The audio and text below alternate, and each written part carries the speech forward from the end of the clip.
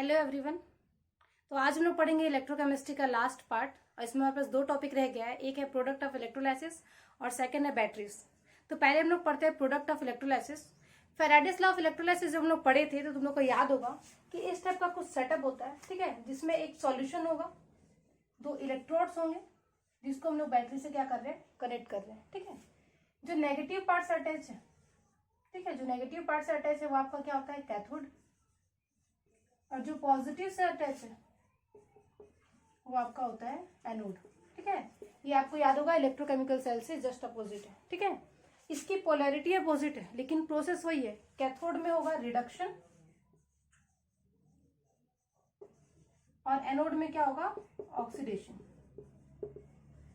तो ये याद रखना, कैथोड में हमेशा ही रिडक्शन होता है और एनोड में हमेशा ही ऑक्सीडेशन होता है, ठीक है। तो अब हम लोग देख रहे हैं प्रोडक्ट ऑफ इलेक्ट्रोलाइसिस, मतलब अगर मैं एक सॉल्यूशन से करंट पास कराऊं तो उसके क्या क्या प्रोडक्ट हो सकते हैं, ठीक है। अब प्रोडक्ट जो है वो डिपेंड करता है फर्स्ट तो इलेक्ट्रोड पे, कि ये जो इलेक्ट्रोड आप यहाँ पे यूज कर रहे हो वो रिएक्टिव है या फिर नॉन रिएक्टिव। क्योंकि अगर वो रिएक्टिव होगा तो वो इलेक्ट्रोलाइसिस के प्रोसेस में पार्टिसिपेट करेगा और वो आपको प्रोडक्ट पे दिखेगा। और अगर वो नॉन रिएक्टिव है, जैसे आपने प्लेटिनम का यहाँ पर रॉड लिया है, तो वो क्या है, वो रिएक्शन में पार्टिसिपेट नहीं करेगा। तो एक ये डिपेंड कर रहा है किस पे, इलेक्ट्रोड के नेचर पे, वो रिएक्टिव है या फिर नॉन रिएक्टिव है। सेकेंड यहाँ पर होता है नेचर ऑफ इलेक्ट्रोलाइट।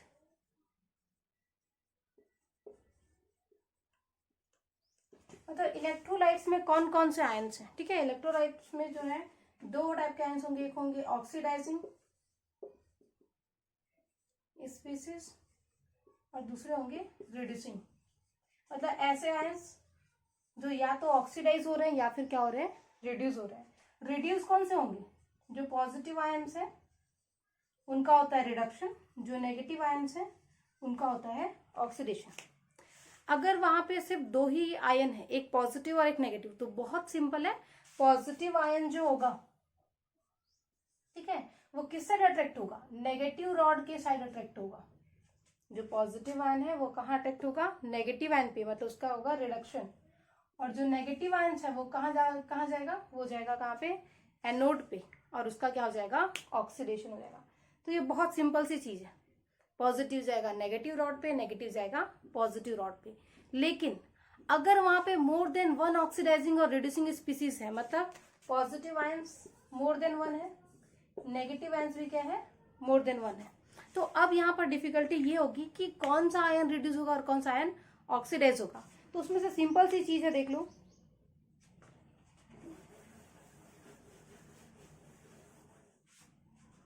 अगर दो पॉजिटिव आयन है, ठीक है, जैसे M1+1 आयन है और M2+1 आयन है, ठीक है, ये दो आयन है, दोनों को रिडक्शन होना है। तो यहाँ पे रिडक्शन डिपेंड करता है किसका रिडक्शन पोटेंशियल ज्यादा है, ठीक है। ये पॉजिटिव आयंस कहाँ जा रहे हैं, कैथोड पे जा रहे हैं। तो कैथोड में हम लोग क्या चेक करेंगे, higher reduction potential. Reduction potential क्या शो कर रहा है, उसका रिडक्शन की उसकी एबिलिटी शो कर रहा है ना। तो जिसका रिडक्शन पोटेंशियल ज्यादा है वो क्या होगा, जाके कैथोड में जाके रिड्यूस हो जाएगा, ठीक है।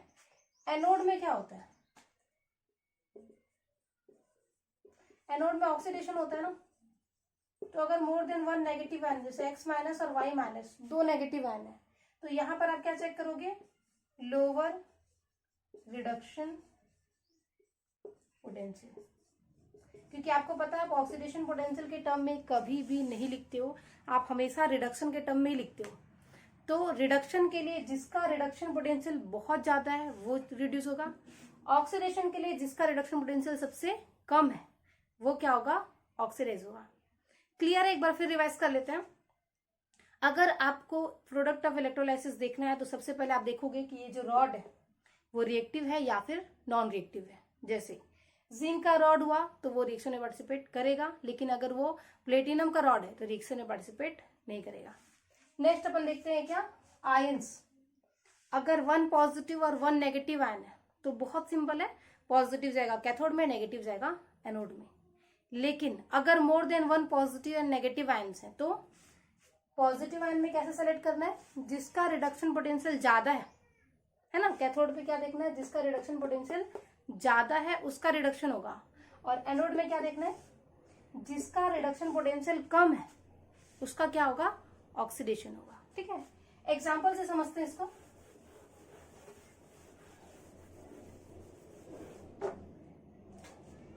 सपोज यहाँ पर आप प्लेटिनम का रॉड ले रहे हो, दोनों रॉड किसके हैं, प्लेटिनम के हैं, और यहाँ पे हम लोग ले रहे हैं मोल्टेन NaCl।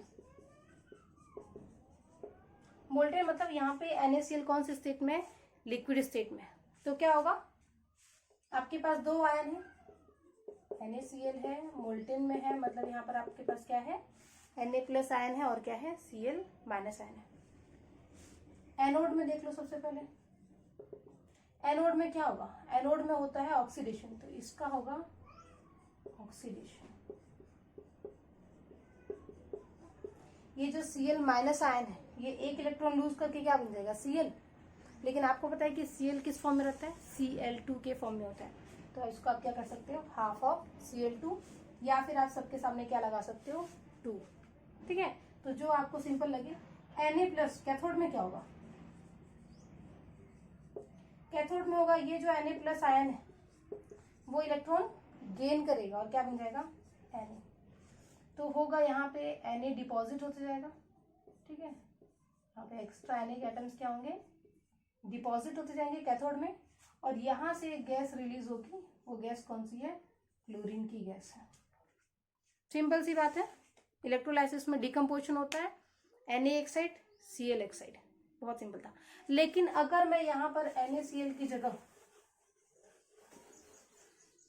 अगर मैं यहाँ पर ले लूं एक्वस NaCl,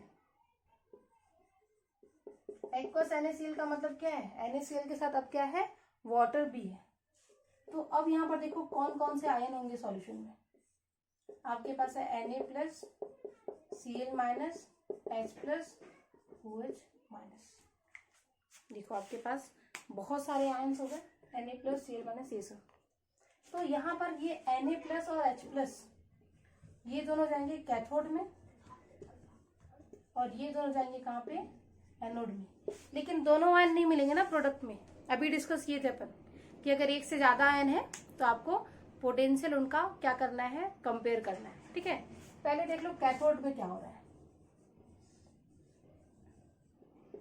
कैथोड में दो पॉसिबिलिटी है। ठीक है, either Na+ ion will gain electron to form Na, और H+ will gain electron to form hydrogen gas. ये दो पॉसिबिलिटी है।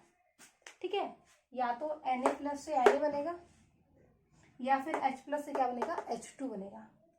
इनका रिडक्शन पोटेंशियल देख लो, इसका है -2.71 वोल्ट और इसका होता है क्या, 0 वोल्ट। ये तो बहुत सिंपल है, स्टैंडर्ड हाइड्रोजन वेक्टर पोटेंशियल क्या होता है, 0 वोल्ट होता है।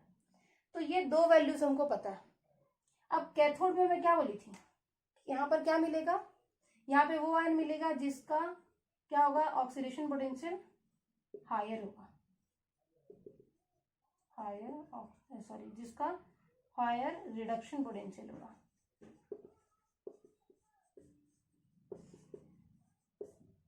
ठीक है, यहाँ पे हायर रिडक्शन पोटेंशियल क्या है, हायर रिडक्शन पोटेंशियल यहाँ पे ये 0 वोल्ट है। हायर रिडक्शन पोटेंशियल क्या है, 0 वोल्ट है। मतलब कैथोड में ये रिएक्शन नहीं होगा। कैथोड में कौन सा रिएक्शन होगा, हाइड्रोजन का रिडक्शन होगा।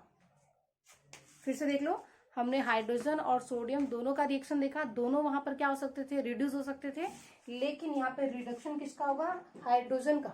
ठीक है, रीजन ये है कि इसका इलेक्ट्रोड पोटेंशियल सोडियम से ज्यादा है। तो यहाँ पे आपको क्या मिल जाएगा, हाइड्रोजन गैस। कहाँ पे मिलेगा, कैथोड पे। एनोड पे क्या हो सकता है, देखो एनोड पे भी दो पॉसिबिलिटी है। एनोड पे हो सकता है क्लोरीन माइनस से हाफ Cl2 प्लस इलेक्ट्रॉन, या फिर हो सकता है, और कौन सा आयन था, OH- आयन था, ये हो जाएगा OH माइनस सी हो जाएगा half O2 plus H2O plus 2 electron. ऐसा कोई रिएक्शन होगा, ये OH माइनस था तो ये हाफ O2 प्लस क्या बन जाएगा, H2O प्लस 2 इलेक्ट्रॉन। ये क्या कर रहा है, लूज कर रहा है। अब यहाँ पर देखो इसका रिडक्शन पोटेंशियल है 1.26 वोल्ट और इसका है 1.23 वोल्ट। ठीक है, ऊपर वाले का है 1.26 वोल्ट और नीचे वाले का क्या है 1.23 वोल्ट। अब यहाँ पे हमने क्या प्रेफर किया था, one with higher reduction potential. यहाँ पर क्या प्रेफर करना है, लोअर रिडक्शन पोटेंशियल। ठीक है, तो एनोड में आपको वो वाला आयन मिलेगा जिसका रिडक्शन पोटेंशियल कम है। ठीक है, तो यहाँ पे कायदे से आपको क्या मिलना चाहिए, ये, क्योंकि इसका रिडक्शन पोटेंशियल कम है। लेकिन केमिस्ट्री कायदे से नहीं चलती है। यहाँ पे देखो, इसका रिडक्शन पोटेंशियल कम है तो यहाँ पर क्या होना चाहिए, ऑक्सीजन मिलना चाहिए, लेकिन यहाँ पे हमको क्लोरीन मिलता है। ठीक है, उसके लिए रीजन ये है कि यहाँ पर एक और टर्म यूज होता है, ओवर वोल्टेज।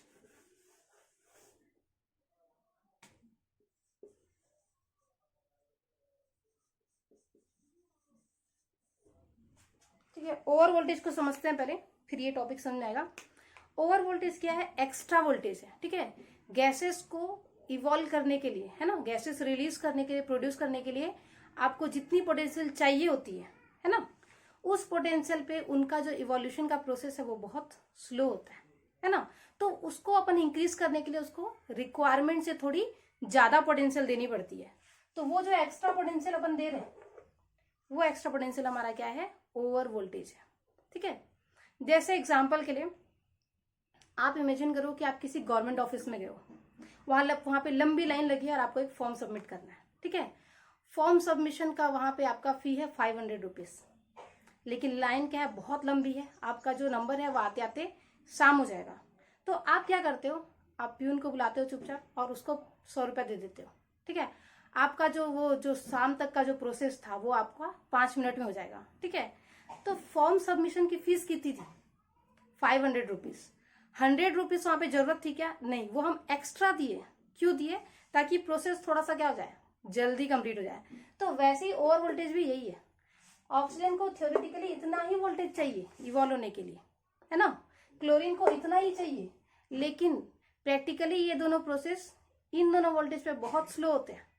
तो उसको इवॉल्व करने के लिए आप एक्स्ट्रा पोटेंशियल देते हो। ठीक है, जिसको अपन क्या बोलते हैं, ओवर वोल्टेज बोलते हैं। ठीक है, तो ऑक्सीजन को ज्यादा ओवर वोल्टेज की जरूरत पड़ती है बाहर आने के लिए, इसलिए हम ये प्रिफर नहीं करते। हम क्या प्रिफर करते हैं, क्लोरीन को प्रिफर करते हैं। ठीक है, इसमें जब आप ओवर वोल्टेज ऐड करोगे तो इसकी वैल्यू ज्यादा हो जाती है, इसलिए यहाँ पर क्या इवॉल्व होता है, क्लोरीन इवॉल्व होता है। ठीक है, ध्यान रहेगा, ओवर वोल्टेज क्या है, एक्स्ट्रा पोटेंशियल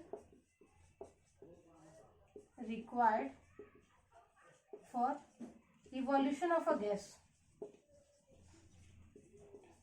ठीक है, अगर कोई गैस इवॉल्व हो रहा है तो उसके लिए जो एक्स्ट्रा वोल्टेज आप देते हो प्रैक्टिकली, है ना, थ्योरेटिकल वैल्यू से जितनी ज्यादा वैल्यू आप ऐड करते हो एक्स्ट्रा, उसको हम क्या बोलते हैं, ओवर वोल्टेज। अच्छा, इसका एक और नाम है, इसका नेम है बबल पोटेंशियल, क्योंकि यहाँ पर गैसेस क्या हो रही है, बबल आउट हो रही है ना, गैसेस के लिए है ये, इसीलिए इसका एक और नाम क्या है, बबल पोटेंशियल। तो क्लियर हो गया, यहाँ पे आपको क्या करना है, जिसका हायर है वो लेना है, यहाँ पर आपको क्या करना है, जिसका लोअर है वो लेना है। अब ये एग्जाम में भी आ जाता है अक्सर कि ऑक्सीजन का रिडक्शन पोटेंशियल लोअर है, फिर भी यहाँ पर इवोल्यूशन किसका होता है, क्लोरीन का। तो उसका रीजन क्या दोगे, due to extra over voltage required for oxygen. ठीक है, ऑक्सीजन के लिए एक्स्ट्रा ओवर वोल्टेज की जरूरत पड़ती है, इसलिए वहां पे इवॉल्व क्या होगा, क्लोरीन होगा। तो यहाँ पर देख लो आपको प्रोडक्ट में क्या क्या मिला, जब आप NaCl प्लस H2O करते हो, ठीक है, तो आपको प्रोडक्ट में यहाँ पर देखो हाइड्रोजन गैस मिला एनोड में, कैथोड में आपको कौन सी गैस मिली, क्लोरीन गैस मिली। इसका Na, ये Na प्लस आयन, और इसका ये OH माइनस आयन, ये दोनों क्या हो, ये रिएक्शन में पार्टिसिपेट नहीं कर रहे हैं, तो ये दोनों बच जाएंगे। बचेंगे तो आप उसको क्या लिख सकते हो, NaOH। ठीक है, ये हो गया इसका रिएक्शन। थोड़ा लेंदी है लेकिन कॉम्प्लिकेटेड बिल्कुल नहीं है। ठीक है, सिंपल सी चीज है। आपको ये जो वैल्यूज यहाँ पर जो मैं लिखी हूँ, अगर एग्जाम में ये क्वेश्चन आता है, ठीक है, तो इसका तो याद रहेगा, ऑक्सीजन का हायर है तो आप ऐसा लिख दोगे। लेकिन अगर इसके अलावा और कोई क्वेश्चन आता है तो आपको ये वैल्यूज गिवन रहेंगी, आपको वो पूरा इलेक्ट्रोकेमिकल सीरीज याद करके नहीं जाना है, वो हो ही नहीं सकता आपसे उतना बड़ा सीरीज याद। तो अगर ऐसा कोई एग्जाम में क्वेश्चन आता है तो उसका ये पोटेंशियल गिवन होगा। तो नेक्स्ट टॉपिक है बैटरीज। बैटरीज हम सबको पता है, बैटरी का काम क्या है, ये आपको इलेक्ट्रिसिटी प्रोवाइड करता है, ठीक है। ये क्या करता है, it generates electricity through chemical reactions. मतलब हम लोग ये बोल सकते हैं कि ये क्या करता है, केमिकल एनर्जी को इसमें कन्वर्ट कर देता है, इलेक्ट्रिकल एनर्जी में कन्वर्ट कर देता है। Is a device which convert chemical energy to electrical energy. इसके पहले हम लोग इलेक्ट्रोकेमिकल सेल पढ़े थे, जिसमें हम लोग बहुत सारे रेडॉक्स कॉपर लेते थे, कभी जिंक और कॉपर का ले लिया, कभी जिंक और मैग्नीशियम का ले लिया। ऐसे हम लोग इलेक्ट्रोकेमिकल सेल वहां पर क्या कर रहे थे, सेटअप कर रहे थे। तो बैटरीज में क्या हो सकता है, सिंगल सेल हो सकता है, या सेल का क्या हो सकता है, कॉम्बिनेशन हो सकता है, ठीक है। बैटरीज देखो दो टाइप की होती है, primary battery and secondary battery. Primary battery वो बैटरीज होती हैं जिसको आप दोबारा चार्ज नहीं कर सकते, ठीक है, जिसमें एक बार केमिकल रिएक्शन हो गया तो वो जो बैटरी है उसका काम खत्म हो जाता है, ठीक है। जैसे जो बैटरी आप यूज करते हो रिमोट में, क्लॉक में, वॉच में, ये सारी बैटरीज क्या है, प्राइमरी बैटरी है। एक बार वहां पर केमिकल रिएक्शन कंप्लीट हुआ तो वहां पे उसके बाद वो सेल क्या हो जाता है, डेड हो जाता है, ठीक है। तो these are the batteries which are non chargeable, ठीक है। These batteries are non chargeable. यहां पर रिएक्शन क्या होता है, एक ही बार होता है ना। Reactions can not be reversed,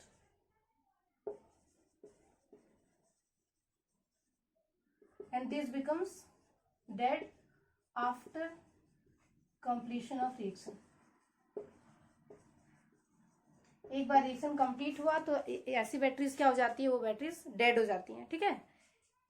secondary battery, secondary battery ऐसी बैटरीज है जिनको आप दोबारा चार्ज कर सकते हो। जैसे जो बैटरीज आप मोबाइल में यूज करते हो उसको आप बार बार चार्ज कर सकते हो, जो आप व्हीकल में यूज करते हो, जो आप इन्वर्टर में यूज करते हो, ऐसी सारी बैटरीज जिसको आप क्या कर सकते हो, दोबारा चार्ज कर सकते हो, ठीक है। उन सारी बैटरीज को हम क्या बोलते हैं, secondary batteries. These are chargeable, है ना।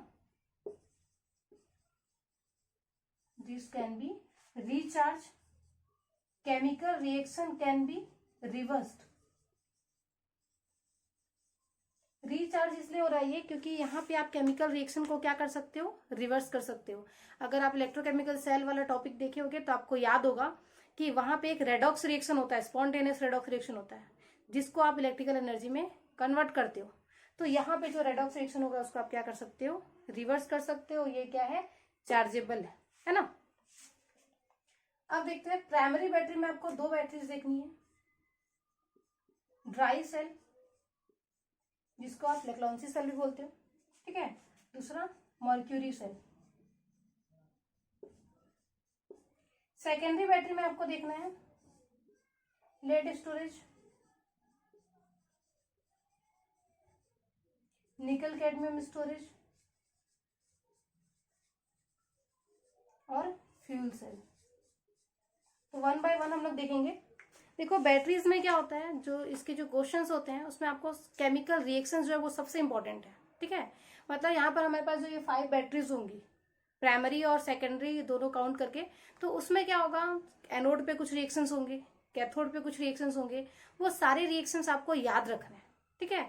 और क्योंकि उसमें रिएक्शंस ही पूछे जाते हैं। वैसे हम उसका कंस्ट्रक्शन भी देखेंगे और उसका हम लोग बाकी चीज भी देखेंगे कि यूजेस क्या है, ये सब देखेंगे, लेकिन मेन जो है उसका वो केमिकल रिएक्शन ही है, ठीक है।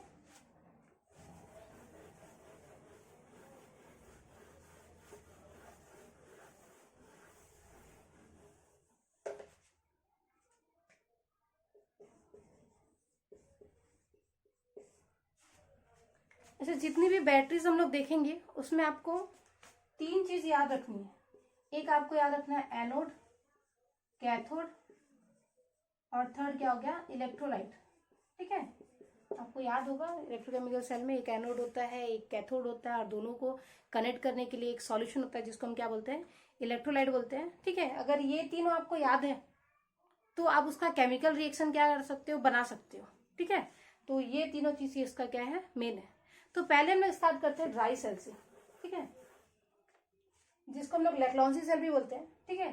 ड्राई सेल में देखो एनोड आपका होता है जिंक, कैथोड होता है आपका ग्रेफाइट, है ना। और जो इलेक्ट्रोलाइट्स होते हैं वो होते हैं एक तो ammonium chloride and zinc chloride, ठीक है। और दूसरा आपका होता है manganese dioxide and carbon black. तो ये जो दो इलेक्ट्रोलाइट है ये आपका कैथोड से अटैच्ड होते हैं, और ये जो दो इलेक्ट्रोलाइट है ये आपके एनोड से अटैच्ड होते हैं, ठीक है। इसका कंस्ट्रक्शन देखो ऐसा कुछ होता है, ये ऐसा एक कंटेनर होगा, ये जो कंटेनर है वो जिंक का बना हुआ है, मतलब आपका जो एनोड है वो आपका सेल का क्या है, कंटेनर है, ठीक है।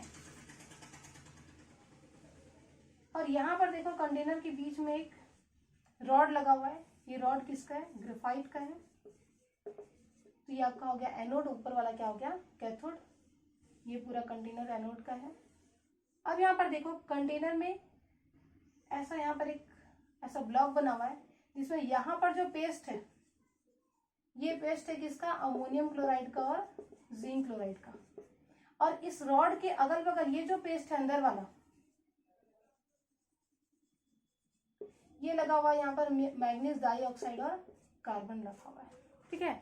तो ये सेल का कंस्ट्रक्शन है। ये सेल बहुत कॉमन है जो आप देखे हो, जैसे आप जो क्लॉक में यूज करते हो, है ना, जो पेंसिल बैटरी आती है जो आप रिमोट में यूज करते हो वो कुछ ऐसी ही दिखती है। यहाँ पर एक तो आपको हल्का सा ऊपर एक ये कंटेनर से थोड़ा ऊपर एक रॉड दिख रहा होगा, ठीक है, जिसको आप क्या करते हो, अटैच करते हो, है ना। आप यहाँ से एक वायर लगा सकते हो, यहाँ से लगा सकते हो, ऐसा कुछ है ये। अब इसका जो सबसे इंपॉर्टेंट पार्ट है वो हम लोग देखते हैं, इसका रिएक्शन कैसा होगा। एनोड में देखो हमेशा क्या होता है, ऑक्सीडेशन।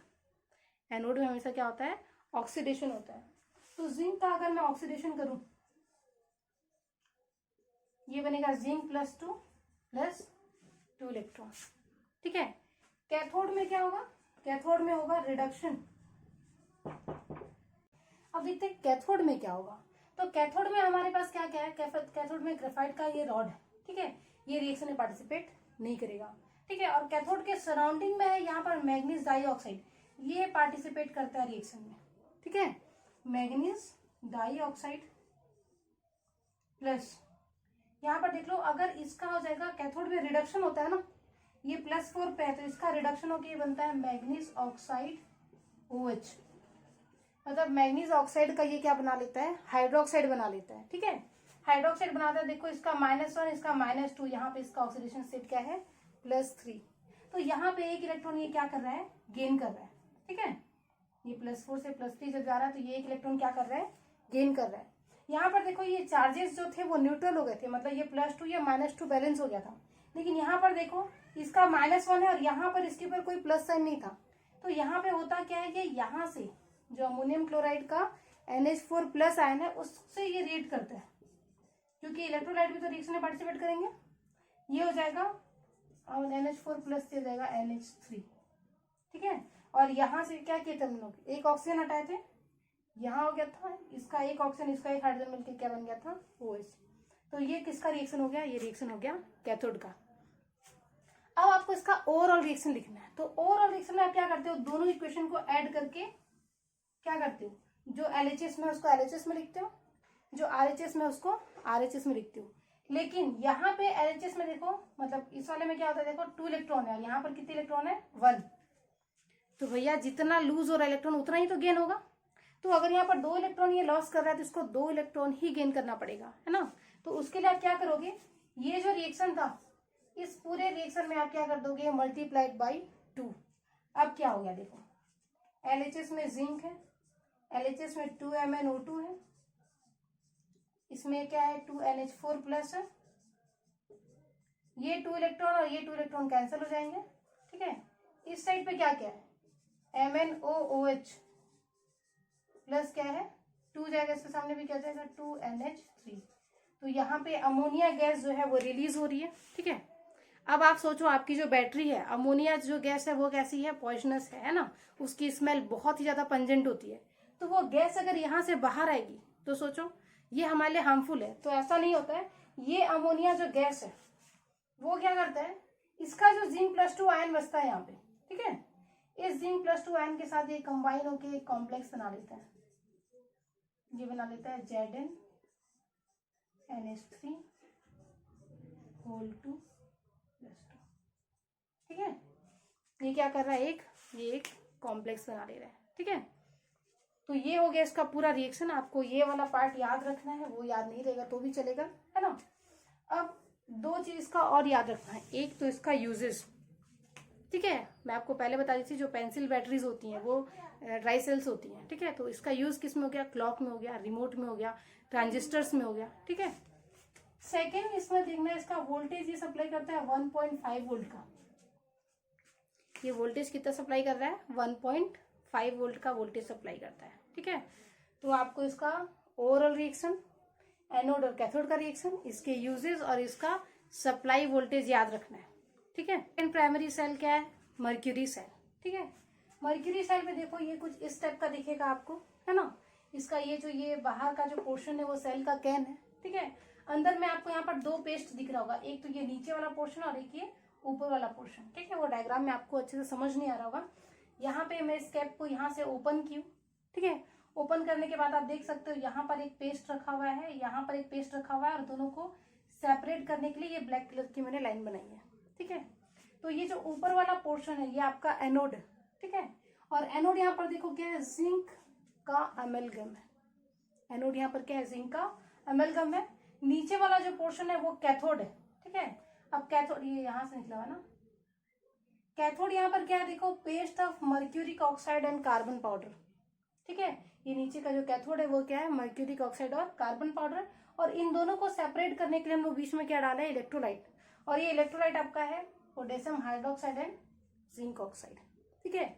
अगर आपको इतनी चीजें याद है तो आप एज्यूम कर सकते हो, आप प्रेडिक्ट कर सकते हो कि एनोड पे क्या हो रहा होगा और कैथोड पे क्या हो रहा होगा, ठीक है।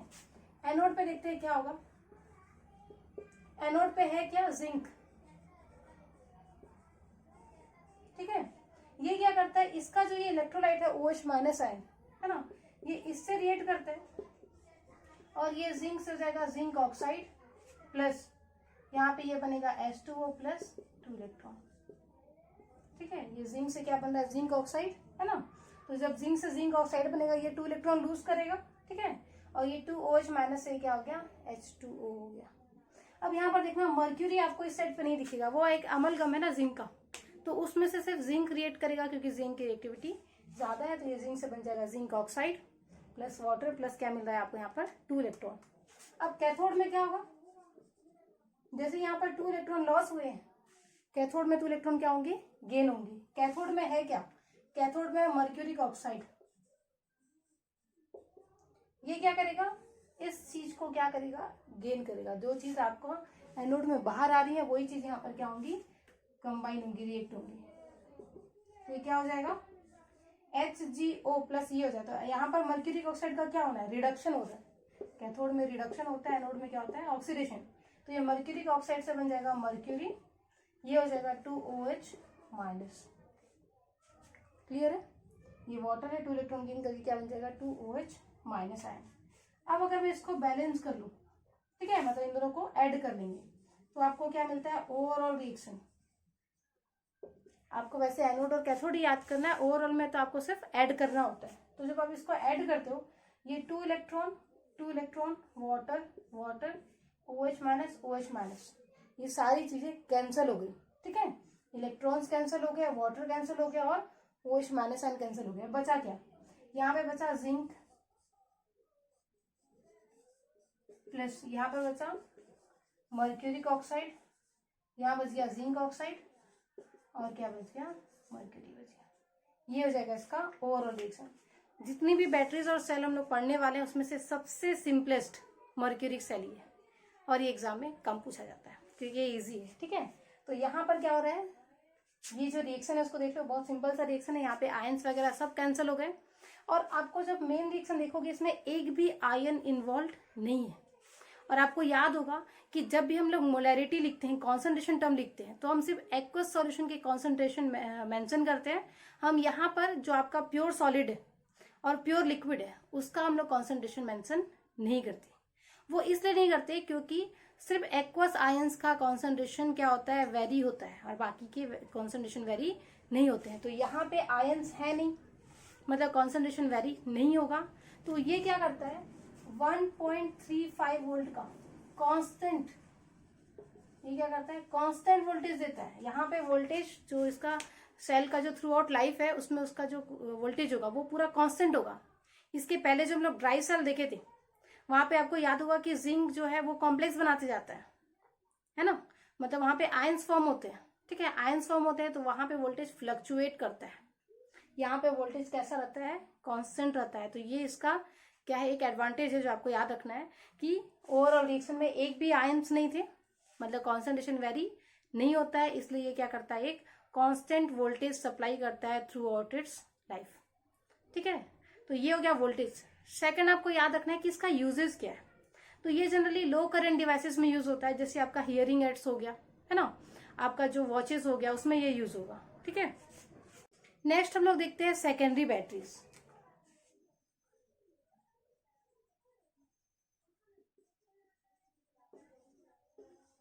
ये हमने डिस्कस किया था, सेकेंडरी बैटरीज क्या होती है, devices which can be recharge, जिसको आप क्या कर सकते हो, चार्ज कर सकते हो दोबारा से, ठीक है।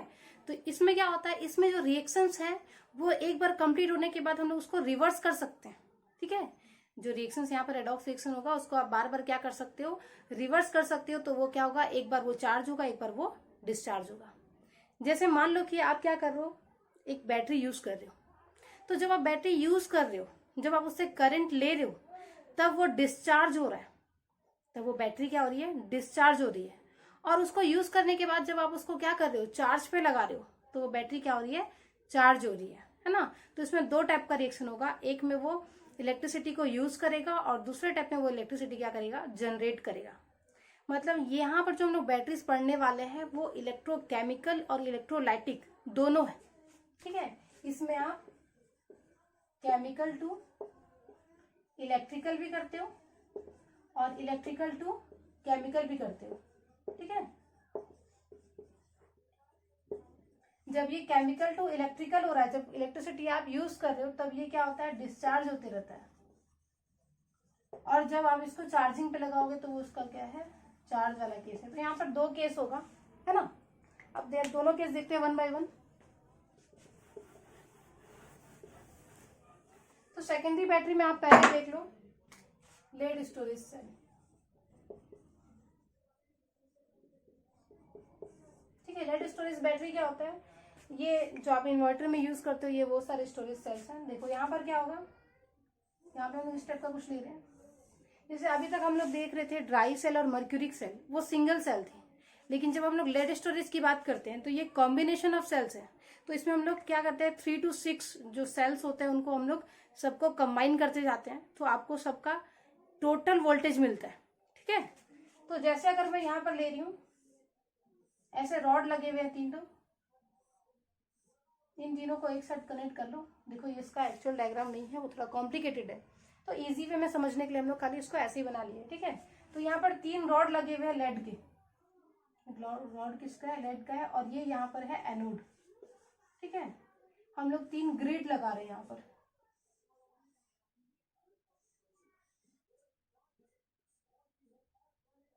इन तीनों को ऐसा ले लो कुछ, ये है आपका कैथोड। और यहाँ पर देखो फर्स्ट में आप क्या लिए थे, लेड का रॉड लिए थे, और सेकेंड केस में यहाँ पर ग्रिड लगा हुआ है, और इस ग्रिड के अंदर हम लोग पैक कर रहे हैं लेड ऑक्साइड का पाउडर, ठीक है। तो एनोड में लेड है, लेड का रॉड है, और कैथोड में लेड ऑक्साइड है ना। यहाँ पर देखो, यहाँ पर 3 सेल सेटअप हो गए, क्योंकि 3 रॉड्स लिए हम लोग एनोड और कैथोड के, तो इन तीनों का वोल्टेज ऐड होके आएगा, मतलब ये हाई वोल्टेज सप्लाई करते हैं, ठीक है। अब यहाँ पर देखो रिएक्शंस क्या क्या होगा। अच्छा, यहाँ पर इलेक्ट्रोलाइट है आपका 38% H2SO4।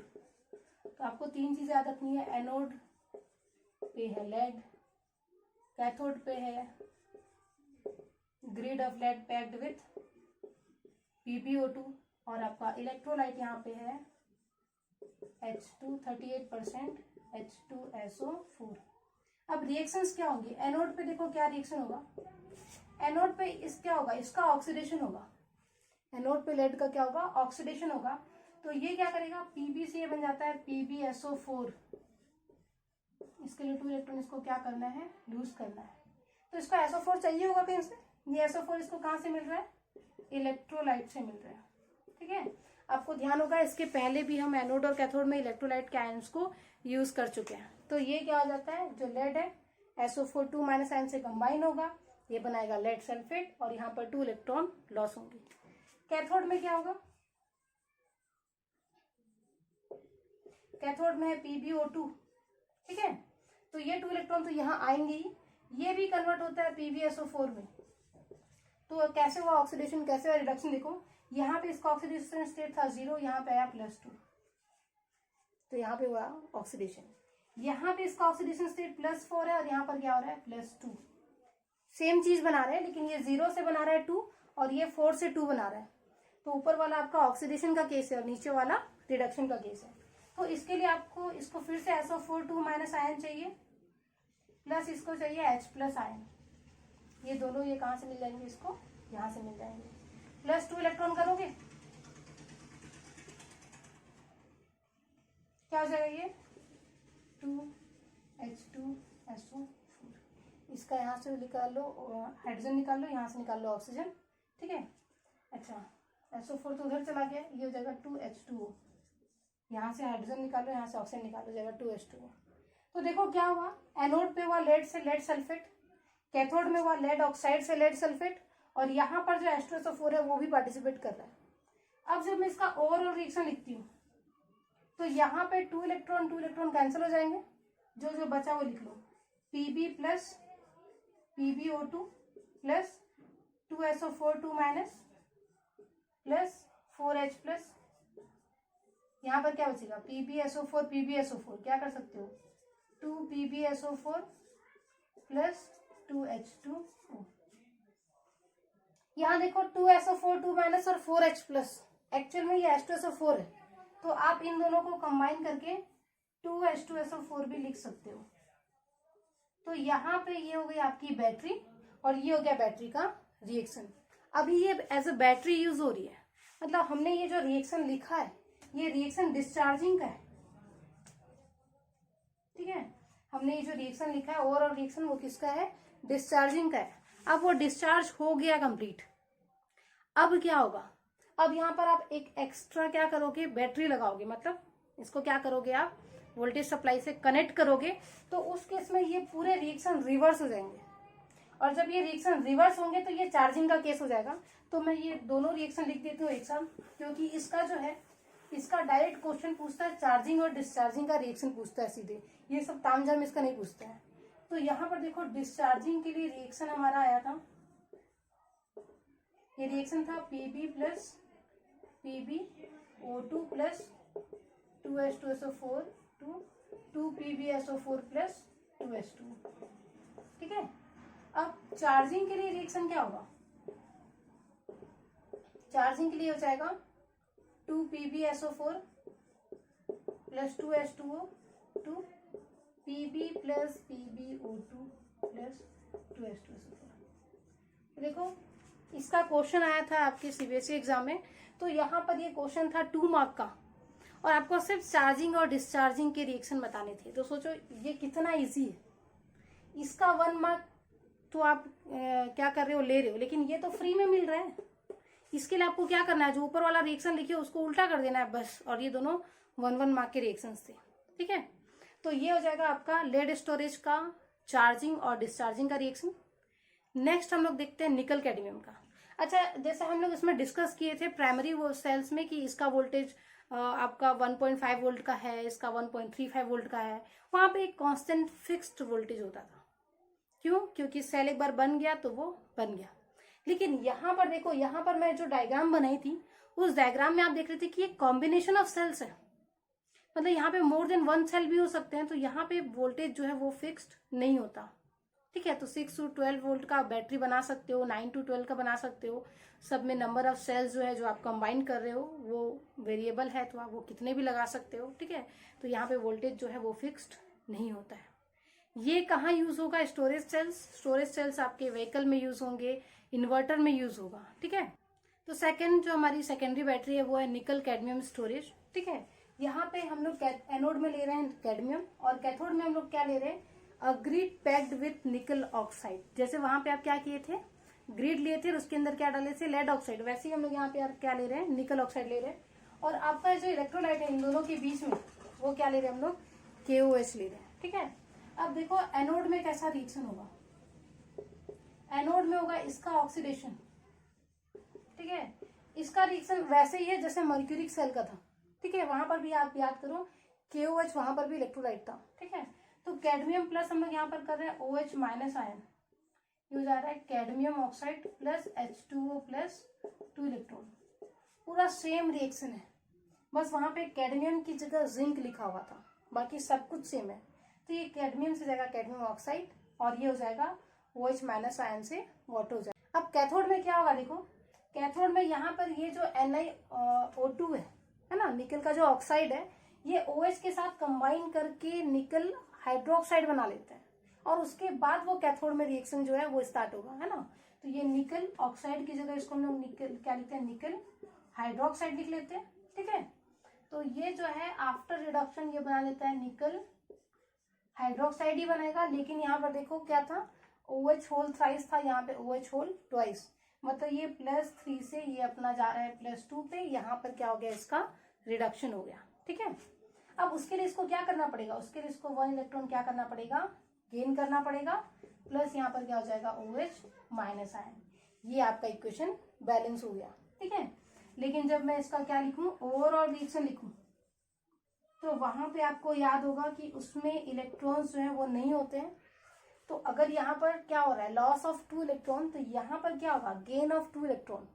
तो गेन करवाने के लिए आपको क्या करना पड़ेगा, होल इंटू 2। आप इस पूरे को क्या कर लो, 2 से मल्टीप्लाई कर लो। अब यहाँ पर 2 इलेक्ट्रॉन कैंसिल हो जाएंगे, जो बच गया वो लिख लो, कैडमियम है यहाँ पे क्या है, इसके सामने 2 लगेगा ना, ये जगह 2 NiOH होल थ्राइस, ये 2OH और ये 2OH कैंसिल हो गए, इधर बचेगा CdO plus 2 NiOH whole twice. अगर ये आप जैसे मैंने डायरेक्ट कर लिया, अगर इसमें आपको डिफिकल्टी आ रही है तो आप इसमें पहले पूरे में 2 सामने ले आओ, उसके बाद दोनों को ऐड करो। नहीं तो ये बहुत सिंपल सी बात है, ये 2OH यहाँ पर इंटू 2 था तो ये 2OH कैंसिल हो गया, 2 इलेक्ट्रॉन कैंसिल हो गया, अब जो बच गया उसको लिख लो। अब ये जो आपका रिएक्शन आया है, ये जो रिएक्शन आया है वो कौन से केस के लिए, ये डिस्चार्जिंग के लिए। चार्जिंग के लिए क्या करोगे, इसका जस्ट अपोजिट करोगे। ठीक है, निकल कैडमियम भी वैसे ही है ना, जैसे आपका लेड स्टोरेज था वैसे ही क्या है, निकल कैडमियम का भी सेल है। ठीक है, अब इसमें देखो इसका एक एडवांटेज है लेड स्टोरेज के ऊपर, वो ये कि जो लेड होता है वो क्या होता है, पॉइजनस होता है। इसलिए आप यहाँ पर जनरली क्या प्रेफर करते हो, आप निकल कैडमियम स्टोरेज प्रेफर करते हो। लेकिन यहाँ पर भी ये है कि ये एक्सपेंसिव है उससे, जाहिर सी बात है ये ज्यादा अच्छा है तो ये क्या होगा, उससे ज्यादा एक्सपेंसिव होगा। ठीक है, तो हम लोग 2 प्राइमरी सेल देख लिए, 2 क्या देख लिए, सेकेंडरी सेल देख लिए। अब यहाँ पर एक और चीज देख लेते हैं जो बहुत इंपॉर्टेंट है, वो है आपका फ्यूल सेल। ठीक है, नेम से ही क्लियर है कि यहाँ पे आप क्या करोगे, फ्यूल यूज करोगे। ठीक है, और जब भी हम लोग फ्यूल सेल बोलते हैं इसका मतलब क्या है कि यहाँ पे हम लोग कंबशन रिएक्शन का यूज कर रहे हैं। किसी भी अगर आप फ्यूल का कंबशन करते हो तो वहां पे बहुत लार्ज अमाउंट में एनर्जी क्या होती है, रिलीज होती है। उस एनर्जी को हम लोग हीट की जगह यहाँ पर क्या कर रहे हैं, इलेक्ट्रिसिटी में कन्वर्ट कर रहे हैं। ठीक है, तो फ्यूल सेल क्या है, device which convert energy released during combustion reaction to electrical energy. ठीक है, ये जो सेल्स है ये क्या करता है, chemical energy of fuel to electrical energy यहाँ पर ये कन्वर्ट करता है। ठीक है, अब फ्यूल में हम लोग यहाँ पर ले रहे हैं हाइड्रोजन गैस, तो अगर मैं करूँ हाइड्रोजन प्लस ऑक्सीजन प्लस यहाँ पर क्या बनेगा, वाटर प्लस एनर्जी, तो ये एनर्जी बहुत ज्यादा होती है ना, जिसको अपन किस में कन्वर्ट करना है, इलेक्ट्रिकल एनर्जी में कन्वर्ट करना है। लेकिन ये अपन डायरेक्टली नहीं कर सकते। जैसे अगर आप देखे हो 10th में हम लोग एक एक्सपेरिमेंट किए थे कि अगर आपको आइडेंटिफाई करना है कि हाइड्रोजन गैस वहां पे प्रेजेंट है, मतलब किसी टेस्ट ट्यूब से हाइड्रोजन गैस अगर रिलीज हो रहा है ये आपको प्रूफ करना है। तो आप कैसे प्रूफ करते थे? आप क्या करते थे, उसको बर्न करके देखते थे, तो उससे क्या होता था, पॉपअप साउंड आता था। मतलब ये एक्सप्लोसिव है, ये बर्स्ट हो सकता है ना। तो अगर आपको एनर्जी प्रोड्यूस करनी है ना, तो हम लोग इसका पूरा सेटअप करेंगे पहले, ताकि जो एनर्जी है वो हीट में ना जाके किसमें जाइए, इलेक्ट्रिसिटी में मिले हम। तो ये हमारा सेटअप है, ठीक है। इसमें देखो हम लोग जो इलेक्ट्रोड लिए वो प्लेटिनम के लिए, ठीक है। एनोड में आपका हाइड्रोजन गैस, कैथोड में ऑक्सीजन गैस, और इलेक्ट्रोलाइट जो इन दोनों के बीच में वो क्या है, पोटेशियम हाइड्रोक्साइड। तो प्लेटिनम इसलिए हम लोग लिए क्योंकि ये जो है गैसेज है, इसको आप इलेक्ट्रोड तो बना नहीं सकते, तो हम लोग प्लेटिनम ले लिए। इन दोनों को सेपरेट करने के लिए बीच में क्या रखा हुआ है, पोटेशियम हाइड्रोक्साइड। अब एनोड पे क्या होगा, देखो एनोड पे हाइड्रोजन का क्या होगा, ऑक्सीडेशन होगा, ठीक है। तो यहां से ये जो 2OH माइनस आयन है वो हम लोग किसका यूज किए, इलेक्ट्रोलाइट का यूज किए। ये हो जाएगा हाइड्रोजन से वाटर बन जाएगा, तो ये 0 से +1 में आ गया, इसका हो गया ऑक्सीडेशन। ऑक्सीजन का होगा रिडक्शन, ये 0 से जा रहा है -2, तो ये करेगा क्या, ये वाटर यूज करेगा। कौन सा वाटर, जो कहाँ से रिलीज हुआ है, जो ऑक्सीडेशन ऑफ हाइड्रोजन से रिलीज हुआ है, उसको यहाँ ऐड करेंगे। ये हो जाएगा 4OH माइनस हो जाएगा, प्लस क्या हो जाएगा, 4 इलेक्ट्रॉन। लेकिन यहाँ पर देखो इस वाले रिएक्शन में 2 इलेक्ट्रॉन है और इस वाले में 4, तो आपको यहाँ पर क्या करना पड़ेगा, ×2, इसको ऐड करके लिख लो, ये हो जाएगा 2H2, ये तो कैंसिल हो जाएगा। ये एक सेकेंड, ये 4 इलेक्ट्रॉन इधर आने हैं ना, तब तो ये बैलेंस होगा। अब कुछ ठीक है, तो ये 4OH कैंसिल हो जाएगा, 4 इलेक्ट्रॉन कैंसिल हो जाएगा, ये हो जाएगा 2H2 + O2, ठीक है। अब यहाँ पर ×2 करोगे तो ये 4H2 हो जाएगा, और इधर 2 है, तो आप दोनों को माइनस करके इधर क्या लिखोगे, 2H2O। ये हो गया इसका कंप्लीट रिएक्शन, जो बहुत सिंपल था, 2H2 + O2 2H2O। लेकिन उसका एनोड और कैथोड का जो रिएक्शन है वो थोड़ा सा कॉम्प्लेक्स है, तो आपको याद रखना है। अब यहाँ पर देखो फ्यूल सेल बाकी जो 2 स्टोरेज सेल है उससे बहुत अच्छा है, इसका एडवांटेज ज्यादा है उनसे। पहला रीजन ये है कि यहाँ पर देखो बाई प्रोडक्ट में आपको वाटर मिल रहा है। मतलब जब आप फ्यूल सेल को, मतलब उस फ्यूल को बर्न करके इलेक्ट्रिसिटी जब आप प्रोड्यूस कर रहे हो, तो यहाँ पर बाई प्रोडक्ट में आपको क्या मिल रहा है, सिर्फ वाटर मिल रहा है, ठीक है। मतलब ये जो है वो आपका पॉल्यूशन फ्री है, वाटर के अलावा और कोई पॉल्यूटेड यहाँ पर आपका बाई प्रोडक्ट नहीं है, इसलिए ये क्या है, पॉल्यूशन फ्री है। सेकंड, ये हाईली एफिशिएंट है, इसकी एफिशिएंसी ज्यादा है, ठीक है। थर्ड, यहाँ पर क्या हो जाएगा, देखो ये जो वाटर रिलीज हो रहा है वो कैसा है, उसको अगर मैं इसको कहाँ भेजू, अपोलो स्पेस प्रोग्राम में, मतलब जो स्पेस पे जा रहे हैं उन लोग अगर इस बैटरी को यूज करें तो इस वाटर को वो लोग क्या कर सकते हैं, ड्रिंकिंग पर्पज के लिए यूज कर सकते हैं। तो इसका यूज होता है अपोलो स्पेस प्रोग्राम्स में, ठीक है। तो 2 चीज इसकी मेन है, एक तो ये पॉल्यूशन फ्री है और सेकंड ये हाईली एफिशिएंट है, इसलिए हम लोग फ्यूल सेल यूज कर सकते हैं। लेकिन अब इसमें एक तो दिक्कत भी है कि यहाँ पे जो आप हाइड्रोजन और ऑक्सीजन सप्लाई कर रहे हो ये कंटिन्यूअसली आपको सप्लाई करना है, ठीक है। मतलब ऐसा नहीं कि यहाँ पे हाइड्रोजन का रॉड डाल दिया या थोड़ा सा हाइड्रोजन डाल दिया, ये गैसेज हैं, तो यहाँ पे जो सप्लाई है वो कैसी होनी चाहिए, कंटिन्यूअस सप्लाई होनी चाहिए, तब आप ये सेल यूज कर सकते हो, ठीक है।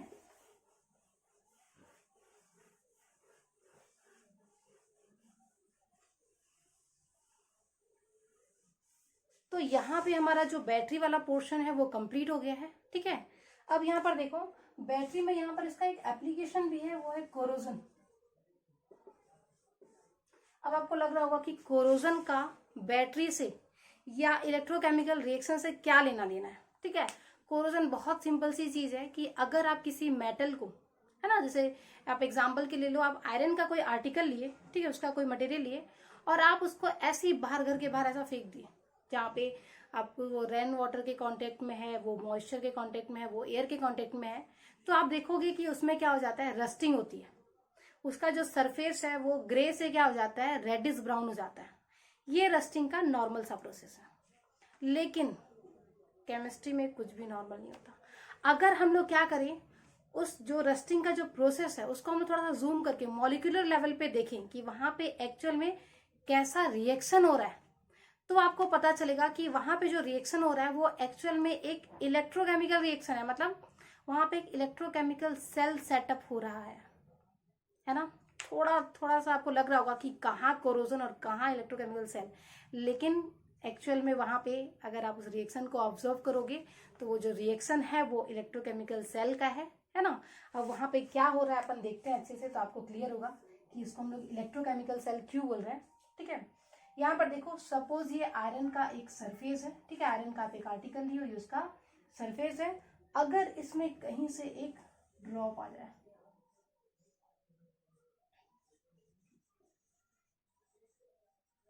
हमको मॉलिक्यूलर लेवल पे जाके सोचना है कि क्या हो रहा होगा वहां पे, तो वहां पे आपका एक वाटर का ड्रॉप गिरा हुआ है। अब देखो, ये जो वाटर का ड्रॉप है इसमें एटमॉस्फेरिक गैसेस भी डिजोल्व हो रही होंगी।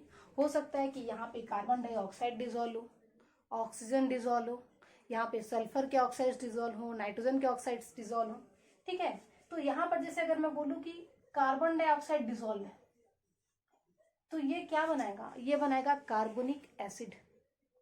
ठीक है, नाइट्रोजन के नाइट्रस ऑक्साइड्स बनाएंगे, सल्फर के सल्फ्यूरस ऑक्साइड बनाएंगे, सल्फ्यूरस एसिड बनाएंगे। तो जैसे CO2 को मैं क्या बोलूं, ये बना चुका है क्या, H2CO3 कार्बोनिक एसिड बना चुका है।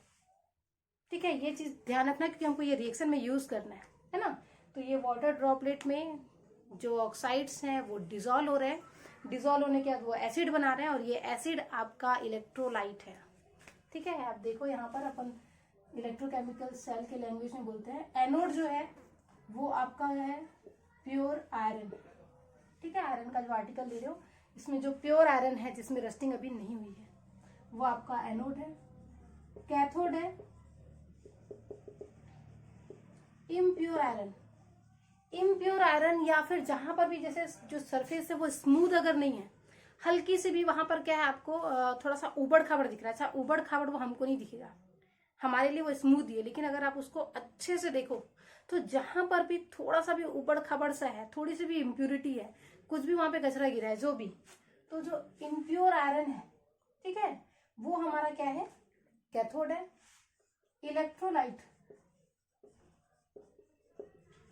Acids dissolved